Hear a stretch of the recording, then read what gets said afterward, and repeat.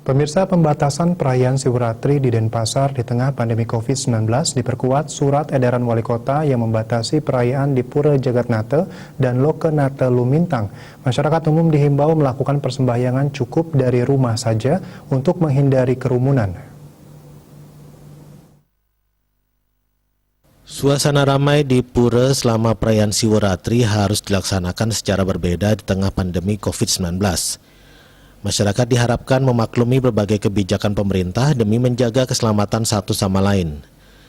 Idewa Gederai, juru bicara gugus tugas percepatan penanganan COVID-19 Denpasar mengatakan, hanya Sulinggih, pedanda, pesantian, dan pemangku yang diperbolehkan datang ke Pura Jagatnata dan Lokenate.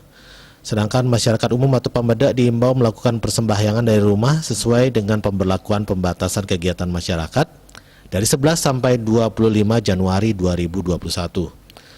Sebelumnya, sosialisasi telah dilakukan kepada masyarakat mengenai batasan perayaan Siwratri dan masyarakat merespon baik kebijakan tersebut.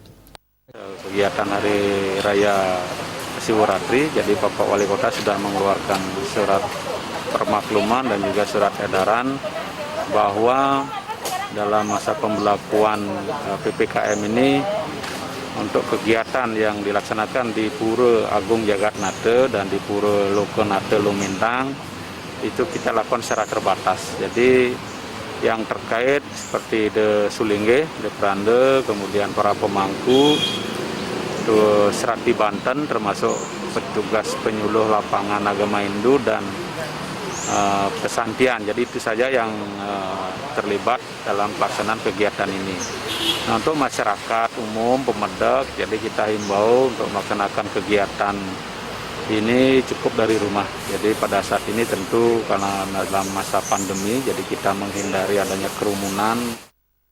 Kerjasama dan ketertiban masyarakat diharapkan mampu mengendalikan situasi pandemi di Bali.